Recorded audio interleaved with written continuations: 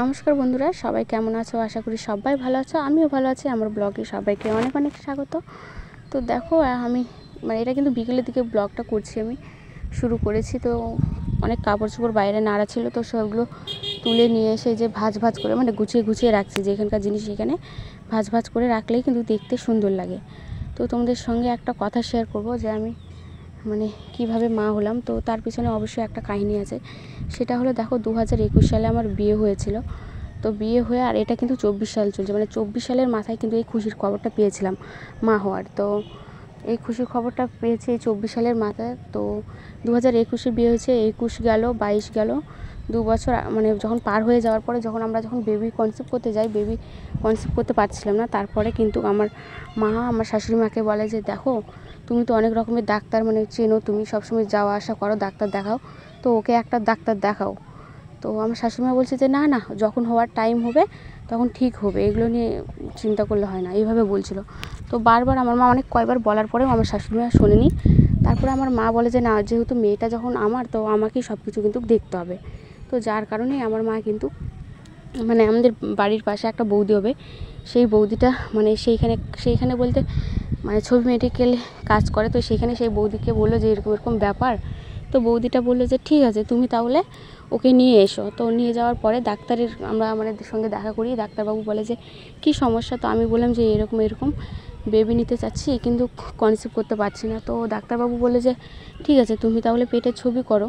তো তারপর ছবি টবি করলাম, করে দেখা গেল আমার থাইরয়েড আছে। তো দেখো, ছবিটা করলাম বলেই কিন্তু আমার থাইরয়েডটা ধরা পড়লো, না হলে কিন্তু কোনো কিছুই হতো না। দেখো, থাইরয়েডও আমার ভালো হতো না, আর আমার বেবিও কিন্তু আসতো না। তো থাইরয়েড টেস্ট করে থাইরয়েডের ওষুধ খেতে থাকলাম 3 মাস 6 মাস খেতে খেতে, তাও ভালো হয় না। তারপরে যখন ভালো হয়ে গেল, অনেক কয়বার যাওয়ার পরে যখন থাইরয়েড আমার যখন ভালো হয়ে গেল, তারপরে ডাক্তারবাবু বলে যে তখন কনসিভ করার জন্য ওষুধ দিতে শুরু করে। ওই প্রথমবারই আমার মা গিয়েছিল। তারপর থেকে কিন্তু তোমাদের দাদা ভাই আর আমি আমরা দুজনই যেতাম। তো যেহেতু ওগুলো বিষয় দুইজন স্বামী স্ত্রী যাওয়াই ভালো। তো তখন থেকে তোমাদের দাদা ভাই আর আমি কিন্তু গিয়েছিলাম। তো তারপর ডাক্তারবাবু কনসিভ করার জন্য ওষুধ দেয়। 1 বছর খেলাম ওষুধ থাইরয়েড খাওয়ার পরে, কনসিভ করার জন্য ওষুধ দেয়। যখন দেখলো যে থাইরয়েডটা আমার কমে গেল, তো খেতে থাকলাম, খেতে খেতে ওষুধ তো দেয়, যে ওষুধ দেওয়ার পরে 1 মাস আমার পিরিয়ড হয় না, মিস হয়ে যায়। সঙ্গে সঙ্গে টেস্ট করি, ভাবি এই খুশির খবরটা পাবো, কিন্তু টেস্ট করে দেখি যে না, একদম নেগেটিভ আসে। আবার ওরকম 1 মাস পর আবার টেস্ট করি, নেগেটিভ আসে। তো এইভাবে ডাক্তারবাবুর কাছে যেতেই থাকে, ওষুধ চেঞ্জ করতেই থাকে। তো যাই হোক, 4-5 বার টেস্ট করার পরে এই খুশির খবরটা পেয়েছিলাম। সত্যি এখন যে বলতেও আমার কান্না পেয়ে যাচ্ছে।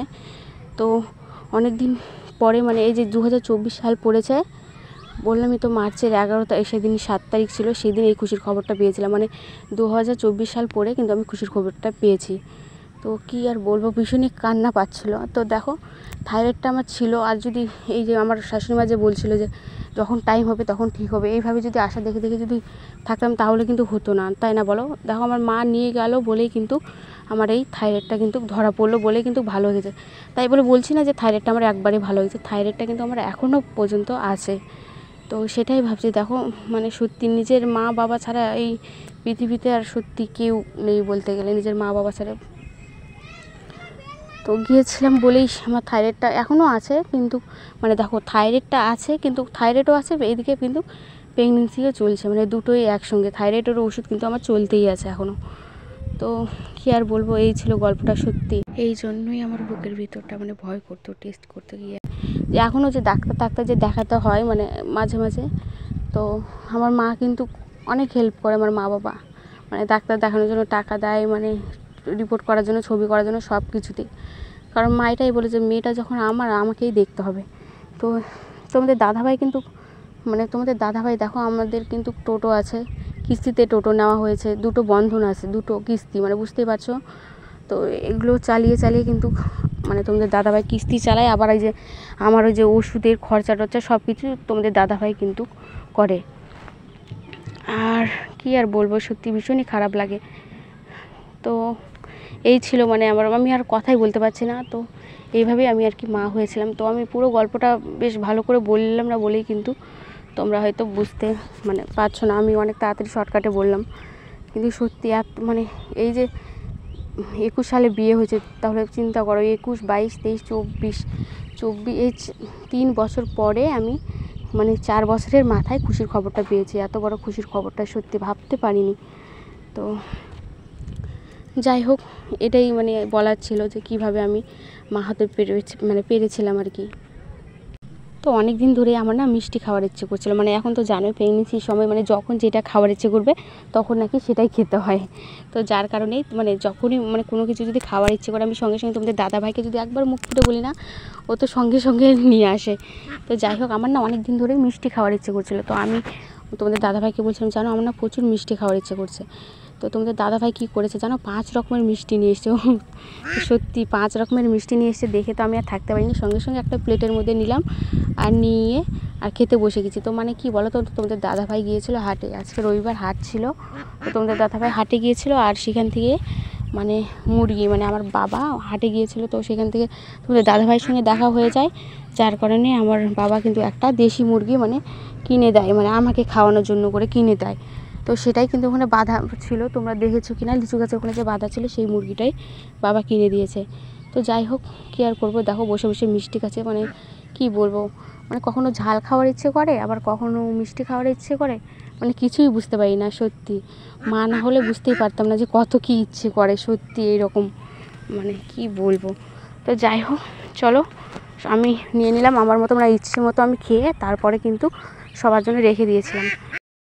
তো রান্নাঘরে চলে এসেছি, বাজে কিন্তু 8টার দিকে আমি রান্নাঘরে এসে কিন্তু রান্না করছি। আর এখানে দেখো সেই মুরগিটা যে নিয়ে এসেছিলো সেই মুরগির মাংসটা ভালো করে মানে আমার মানে শ্বশুরমশাই কেটে ভালো করে ধুয়ে টুয়ে রেখে দিয়েছে। তো সেটাই আমি এখন রান্না করব। তো যেহেতু তোমাদের দাদাভাইয়ের মানে মানে কোনো কিছু মানে কাটা হবে না, তো যার জন্য করে তোমাদের দাদাভাই কিন্তু মুরগিটা কিন্তু কাটেওনি বনায়ওনি, শ্বশুরমশাই ভালো করে ধুয়ে টুয়ে রেখে দিয়েছে। আর আমি এই যে ভাত তুলে দিয়ে কিন্তু সবজি কাটতে বসছি। সবজি বলতে মানে মাংসতে শুধু আলু দেবো আর পেঁয়াজ টিয়াজ এগুলোই। আর শাশুড়ি মাকে দেখতে পাবে না, কারণ মা গিয়েছে একটা বাড়িতে হচ্ছে ভাগ্যবান, তো সেখানেই মা গিয়েছে, মা খাবে না। তো যার জন্য করেই আমি রান্না করতে চলে এসেছি তাড়াতাড়ি, কারণ বনি আছে পুকলু আছে, মানে আমার দুটো ভাস্তা ভাস্তি আছে, তারা যদি আবার ঘুমিয়ে পড়ে, তো সেই কারণে আমি তাড়াতাড়ি কিন্তু রান্না করতে চলে এসেছি। আর তোমাদের দাদাভাই এখানে কিন্তু মানে বসে বসে মোবাইলে গেম খেলছিল, ওর তো আর কোনো কাজ নেই, বসে বসে শুধু গেম খেলবে। আর তোমাদের দাদাভাই না মানে কোনো দিনও বলে না যে দাও আমি একটু ধরে দিই, তুমি একটু করো, মানে এইভাবে বলে না। মানে সবাইকে যে ভিডিওতে দেখি তাদের মানে স্বামীরা কত সুন্দর, মানে তাদের মানে সব কিছু মানে ব্লগ করে দেয়, ভিডিও করে দেয় সব কিছুতে, কিন্তু তোমাদের দাদাভাই কিন্তু কোনো কিছুতেই করতেই চায় না। কতবার বলার পরে কিন্তু মানে আমি এই কথাটা বলছিলাম তোমাদের দাদাভাইকে যে যদি তুমি না ধরে দাও তাহলে কিন্তু আমি কিন্তু মানে রান্না করব না, এইভাবে বলছিলাম, যার কারণেই কিন্তু তোমাদের দাদাভাই মানে ধরে দিচ্ছিল ক্যামেরাটা। তো যাই হোক, আমার কাটা শেষ হয়ে গেছে, আর শেষ করেই কিন্তু আমি এখন আলুটা ভাজার জন্য চলে এসেছি। তো দেখো কড়াইয়ের মধ্যে তেল দিছি, আর তেল দিয়ে দিয়েছি কারণ তেলটা গরম হয়ে গেছে, আর আগে আলুটা ভেজে নিব। আর আমার মশলা করাও কিন্তু হয়ে গেছে, মানে আমি ভাত বসিয়ে দিই, মানে দেখো গ্যাসের মধ্যে ভাত বসিয়ে দিলে কিন্তু কত কি মানে কাজ করা হয়ে যায়, তাই না বলো, কত মানে কাজ হয়ে যায় একবারে, আমি তো সব কিছু করে ফেলি। আর আমাদের মানে মানে পাশের বাড়িতে মানে কেউ আছে মানে ভাত তুলে দিয়ে ভাত নামাবে, তারপর গিয়ে সবজি কাটবে, ততক্ষণ ভাতটা মানে ওখানেই মানে ঠান্ডা হবে, সেই রকম মানে ইচ্ছে মতন। আমি বলছি আর এমন ওই ভাত বসিয়ে দিয়ে মানে আর কোনো কাজ করতে পারে না এই রকম। তো ভাত বসিয়ে দিয়ে কিন্তু সব কাজই কিন্তু করা যায় বলো। আর দেখো আমি না কথা বলতেও ঠিকমতো পারছি না, এত হাঁপিয়ে যাচ্ছি, প্রচুর হাঁপিয়ে যাচ্ছি কথা বলতে বলতে। তো চলো আমি মাংসটা রান্না করি, তোমরা দেখতে থাকো কীরকম রান্না করছি না করছি।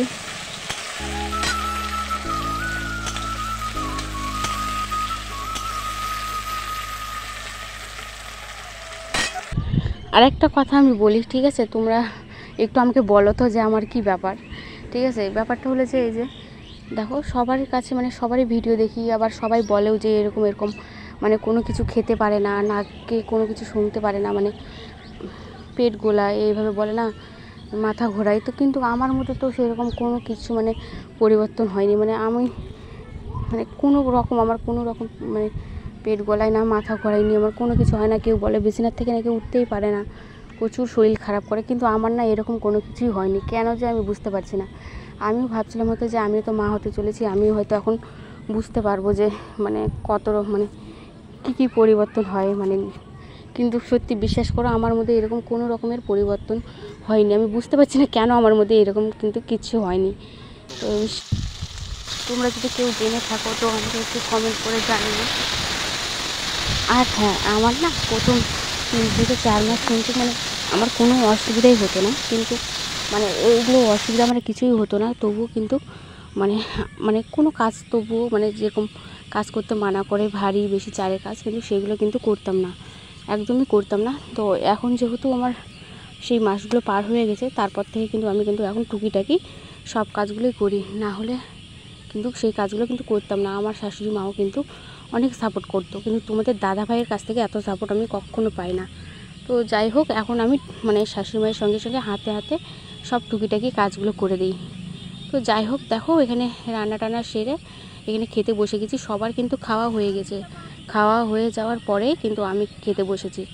সবার বলতে পুকলু কিন্তু খায়নি, পুকলু সকালে খাবে, আর বনি খেয়েছে, তোমাদের দাদাভাই খেলো, আর শ্বশুরমশাই, তিনজনে খাওয়া হয়ে যাওয়ার পরে আমি কিন্তু বসে গেছি ভাত নিয়ে। বলো মেয়ে বাড়ির বৌদির তো সেই নিয়মটাই, বলো যে সবার খাওয়া হয়ে যাবে তারপর খেতে হবে, মানে দেখো ওদের যদি আবার ভাত লাগে তখন কি করব। তো সেই কারণেই সবার খাওয়া হয়ে যাওয়ার পরে আমি ভাত নিয়ে বসেছিলাম।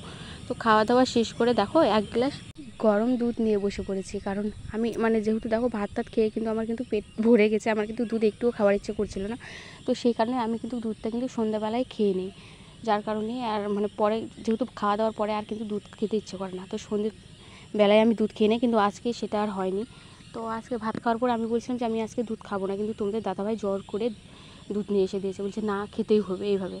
তো যার জন্য করে হাসছিলাম। তো কী আর বলবো, চলো আজকের মতো ভিডিওটা এখানেই শেষ করে দিচ্ছি। নতুন কোনো ভিডিওতে দেখা হবে তোমাদের সঙ্গে। আর দেখো আমি দুধটা খেতে গিয়ে আমার মুখের মধ্যে মানে দাড়ির মতো একটা মোচ হয়ে গেছিলো, তাই তোমাদের দাদাভাই সেটা দেখে হাসছিল। তো আর কি বলো তো, যে দেখো এখন আমাকে কিন্তু এই বড় বড় ট্যাবলেটগুলো খেতে হবে। তো যেহেতু এখন অনেক ট্যাবলেট কমে গেছে, আগে তো অনেক খেয়েছিলাম, আর এখন শুধু একটা মানে রাত্রে খাওয়ার আছে একটা করে ট্যাবলেট শুধু, যেটা ক্যালসিয়ামের। তো ক্যালসিয়ামের না, সেটা হলো আয়রন ট্যাবলেট যেটা, তো সেটাই এখন খাবো। আর কি বড় বড় ট্যাবলেটগুলো, ওইগুলো দেখেই তো ভয় লেগে যায়, কীভাবে যে খাবো এটাই ভাবছিলাম। তো যাই হোক, আগে আমি কীভাবে খেতাম জানো, আগে তো আমি মানে গুঁড়ো করে তারপর খেতাম যখন বাড়িতে মানে বিয়ে হওয়ার আগে, কিন্তু এখন তো আর অত গুঁড়ো করে খাওয়া যায় না, এখন যথেষ্ট একটু বুদ্ধি হয়েছে, যার জন্য করে এই যে এখন ওষুধটা। আর আমার একটা অভ্যেস কি, আমি মুখের মধ্যে জল নিয়ে কিন্তু খেতে পারি না, আগে ওষুধটা মুখে দিয়ে তারপরে কিন্তু খাই।